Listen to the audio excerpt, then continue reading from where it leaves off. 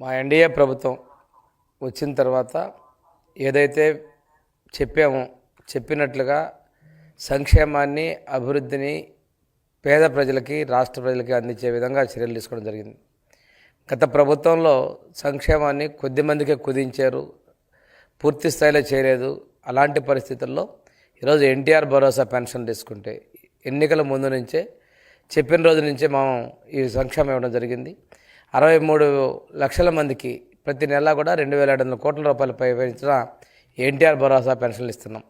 దీపం 2 పథకం కింద కూడాను మనం అందరికీ కూడా అర్హత ఉన్న ప్రతి ఒక్క వ్యక్తికి కూడా 3 సిలిండర్ అనేది ఇవ్వడం జరిగింది. అన్నదాత సుఖీభవ రాష్ట్ర చరిత్రలో ఎన్నడూ ఏ రాష్ట్రం చేయని విధంగా సంవత్సరానికి 20,000 ఇప్పటికే 14,000 అకౌంట్లో జమ చేయడం జరిగింది. సంవత్సరానికి 20,000 అనేది రాష్ట్రంలో మనం మాత్రమే ఇస్తున్నాం, మిగతా దేశంలో ఎవరు ఇవ్వనట్టుగా ఇస్తున్నాం.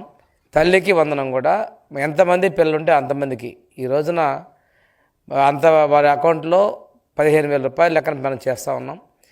దేశంలో కూడా ఇలాంటి సంక్షేమం ఇస్తున్న ప్రభుత్వం ఏదైనా ఉందంటే ఆంధ్రప్రదేశ్లో ఉన్నటువంటి నారా చంద్రబాబు నాయుడు గారి సారథ్యంలోని ఎన్డీఏ ప్రభుత్వం ఇస్తూ ఉంది. ఒకసారి చూసుకుంటే దీనివల్ల డ్రాప్ అవుట్స్ జరిగాయి. అదేవిధంగా ముఖ్యమంత్రి గారు ఈ మధ్యనే పాపులేషన్ మేనేజ్మెంట్ గురించి ప్రకటన ఇచ్చారు. పాపులేషన్ మేనేజ్మెంట్లో కూడా కీలకంగా ఈ అన్నదాత సుఖీభావ కూడా ఉండబోతుందనే దానికి చక్కటి నిదర్శనం కూడా తెలియజేసుకుంటూ ఈరోజు ప్రభుత్వం ఇచ్చేటువంటి ప్రతి ఒక్క సంక్షేమాన్ని కూడా ప్రతి ఒక్క లబ్ధిదారుడికి కులము మతము పార్టీ ఇలాంటివి చూడకుండా అందించాలనేది మా ముఖ్యమంత్రి గారి ఆలోచన. అందులో భాగంగానే P4 విధానం తీసుకొచ్చారు. పబ్లిక్ ప్రైవేట్ పీపుల్స్ పార్ట్నర్షిప్ తీసుకున్నారు. దీని ద్వారా బంగారు కుటుంబాలని మార్గదర్శకులతో కలిపి ఆ కుటుంబాలలో ఆర్థికంగా వారిని సాధించేందుకోసం ముఖ్యమంత్రి గారు కృషి చేస్తూ ఉన్నారు. ప్రతి కుటుంబానికి ఒక ఎంటర్‌ప్రెన్యూర్ ఉండాలి అనే విధంగా మనం ముందుకు పోతా ఉన్నాం. అంతేకాకుండా ఈరోజు ప్రతి కుటుంబంలో కూడా అభివృద్ధి ఆర్థికత ఉండాలనే లక్ష్యంతో ముందుకు పోతున్నారు.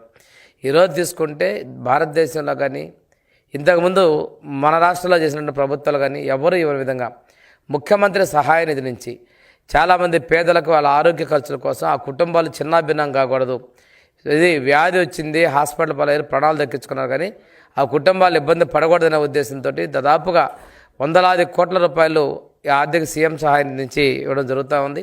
ముఖ్యమంత్రి గారు దీని నుంచే సంజీవని పథకంలోకి మనం తీసుకొస్తున్నారు. ఈరోజు కుప్పం అదేవిధంగా చిత్తూరు జిల్లాలో అమలు చేశారు. త్వరలోనే రాష్ట్ర వ్యాప్తంగా ఈ కార్యక్రమం అమలు చేయబోతా ఉన్నారు. ప్రతి కుటుంబానికి కూడా 25 లక్షల రూపాయలు ఇన్సూరెన్స్, హెల్త్ ఇన్సూరెన్స్ కూడా ప్రభుత్వం అందజేయడం ఉద్దేశం కూడా పేదలు ఆరోగ్యంగా ఆనందంగా సంతోషదాయంగా ఉండాలనేది ముఖ్యమంత్రి గారి ఆలోచన.